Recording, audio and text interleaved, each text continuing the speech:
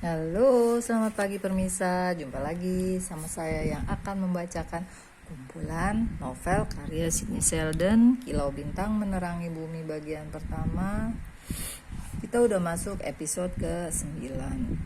Permisa, kalau boleh subscribe ya, supaya nggak ketinggalan episode-episode selanjutnya. Semoga terhibur. Oke, kita mulai aja ya. Bab 9. Howard Keller dan Lara sedang makan malam bersama. Bagaimana kita akan mulai? Tanya Lara. Pertama-tama kita akan mencarikan untukmu tim terbaik yang ada. Kita akan mulai dengan pengacara khusus real estate untuk merancang kontrak dengan Diamond bersaudara. Setelah itu kita akan mencari arsitek top untukmu. Aku sudah punya calon. Setelah itu kita akan memakai jasa perusahaan konstruksi kelas 1. Aku sudah menghitung-hitung soft cost proyek ini sekitar $300.000 per kamar. Total biaya renovasi hotel ini sekitar $7 juta. Kalau kita merencanakan dengan benar, kita akan untung. Nama arsiteknya Ted Tuttle. Dan ketika ia mendengar rencana Lara, ia menyeringai dan berkata, "Anda hebat. Sudah lama saya menunggu orang yang punya gagasan seperti ini." 10 hari kerja sejak saat itu Ted menyerahkan gambar. Gambar itu seluruhnya tepat dengan yang diangankan Lara. Tadinya hotel ini mempunyai 125 kamar, kata arsitek itu. Seperti yang Anda lihat di sini, saya telah memperkecil jumlahnya menjadi 75 kunci.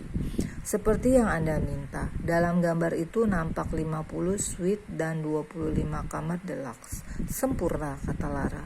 Lara menunjukkan gambar rencana itu kepada Howard Keller. Ia juga menunjukkan antusiasme yang sama. Mari kita kerja sekarang.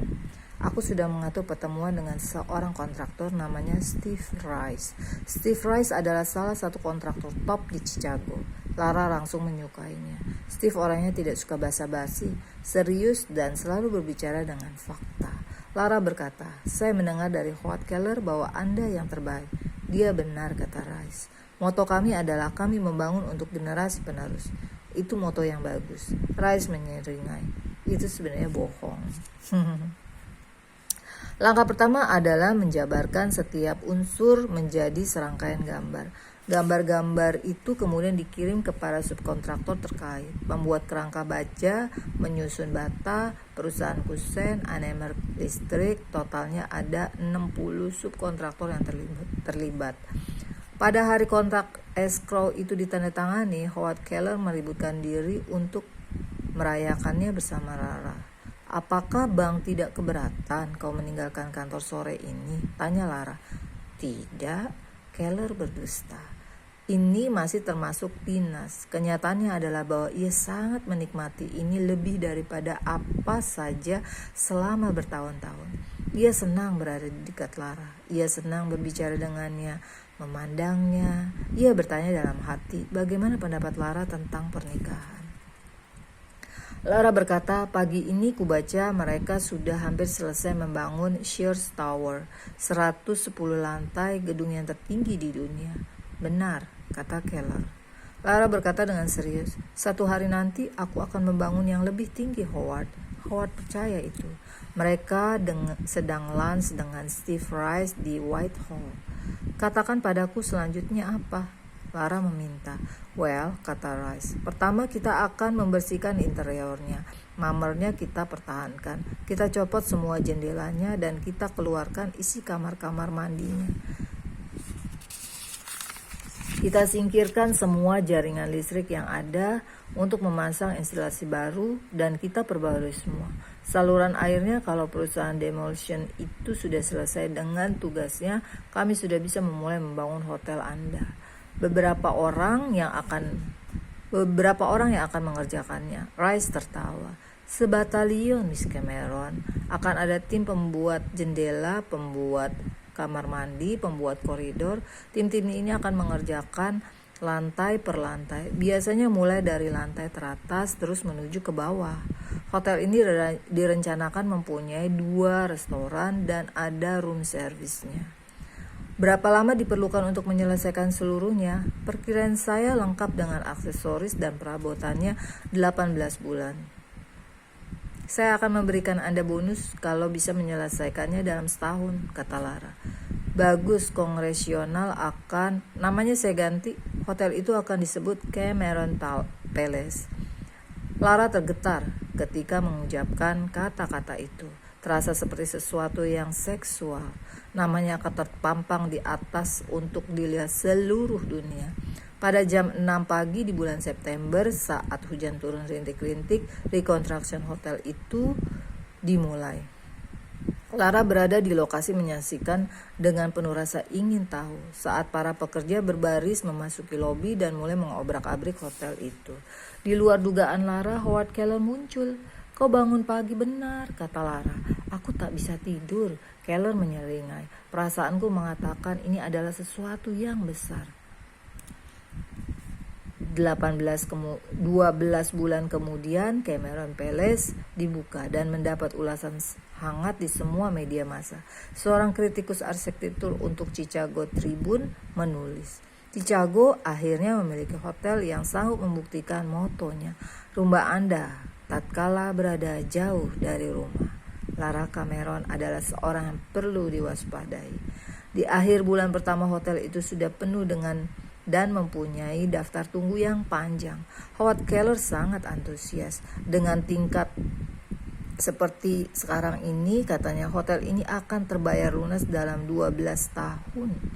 Itu bagus sekali. "Kurang bagus," kata Lara. "Aku akan menaikkan tarifnya." Ia melihat ekspresi wajahnya Keller. "Jangan khawatir, mereka akan mau membayar itu. Apa ada tempat lain yang menyediakan 2 perapian, 1 sauna dan grand piano?" 2 minggu setelah Chicago Palace dibuka, Lara mengadakan pertemuan dengan Bob Vance dan Howard Keller. "Aku menemukan satu lagi lokasi bagus untuk hotel," kata Lara. "Akan jadi seperti Cameron Palace, hanya lebih besar dan lebih bagus." Howard Keller menyeringai. "Akan kutinjau dulu." "Lokasinya memang sempurna, tapi ada sedikit masalah." "Anda terlambat," kata brokernya kepada Lara. "Seorang developer bernama Steve Marchinson kemari pagi ini dan ia mengajukan tawaran. Ia ingin membelinya." "Berapa tawarannya?" 3 juta. "Kubayar 4, siapkan surat-suratnya." Broker itu hanya sekali saja mengejapkan matanya. "Baik." Lara menerima telepon sore hari berikutnya. "Lara Cameron?" "Ya, ini Steve Marchinson. Kali ini aku mengalah, Peach, karena kurasa kau belum sadar berhadapan dengan siapa. Tapi setelah ini jangan pernah lagi menghalangi langkahku. Kau bisa sakit nanti." Dan telepon ditutup.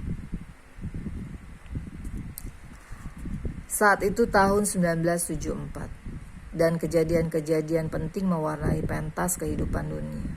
Presiden Nixon baru saja meletakkan jabatannya untuk menghindari peradilan dan Gerald Ford melangkah masuk ke Gedung Putih.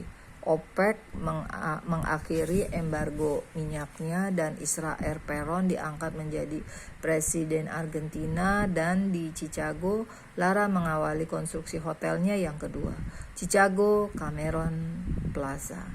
Hotel itu selesai dibangun 18 bulan kemudian dan meraih sukses yang lebih besar daripada Cameron Palace.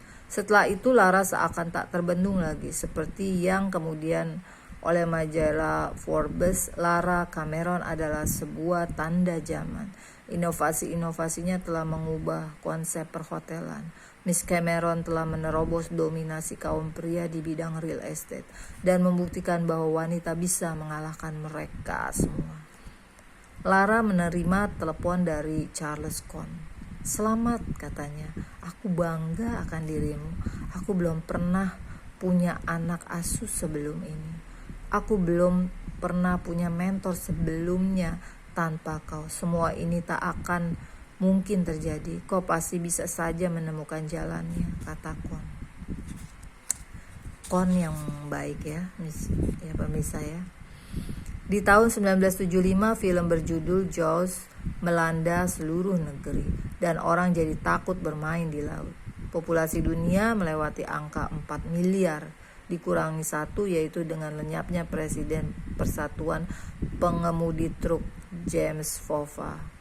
Ketika Lara mendengar tentang angka 4 miliar itu, ia berkata kepada Keller, "Apa bisa kau perkirakan berapa banyak pemukiman yang diperlukan untuk menampungnya?"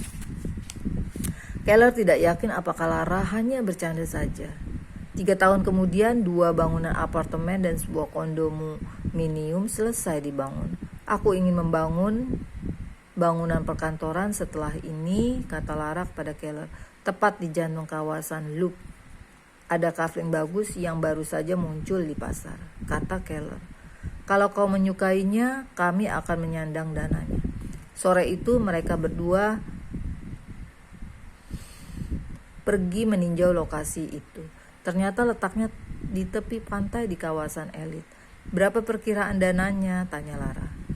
"Aku telah melakukan kalkulasi, seluruhnya sekitar 120 juta dolar.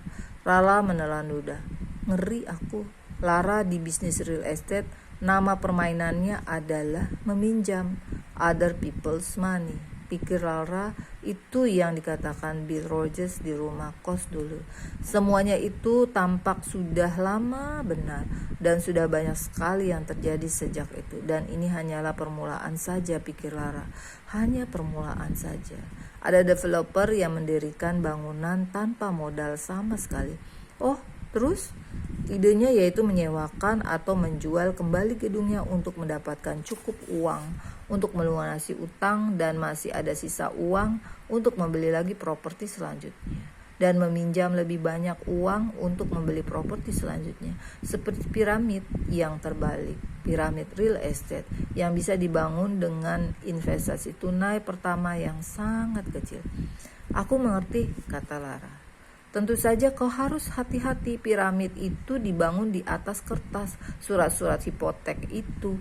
Kalau ada yang keliru, kalau laba suatu investasi tidak cukup untuk menutup utang berikutnya, piramid itu akan runtuh dan menguburmu hidup-hidup. Baik, bagaimana bisa kuperoleh properti di tepi pantai itu? Kami akan membentuk joint venture untukmu. Aku akan berbicara dengan Vance mengenai ini. Kalau sekiranya ini terlalu besar untuk ditandatangani bank kami akan menghubungi perusahaan asuransi atau lembaga simpan pinjam. Kau akan mengambil pinjaman hipotek sebesar 50 juta dolar. Kau akan mendapatkan tarif kupon hipotek mereka, yaitu 5 juta, 10% ditambah amortisasi untuk hipoteknya, dan mereka akan menjadi partnermu. Mereka akan memungut 10% dari penghasilanmu, tapi propertimu itu akan mendapat pendanaan penuh.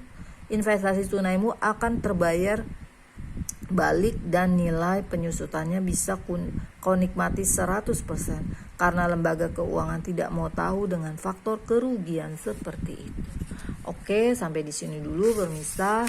Nanti kita lanjut lagi ya ke 9B. Semoga terhibur yang tadi pemirsa. Bye-bye. Salam.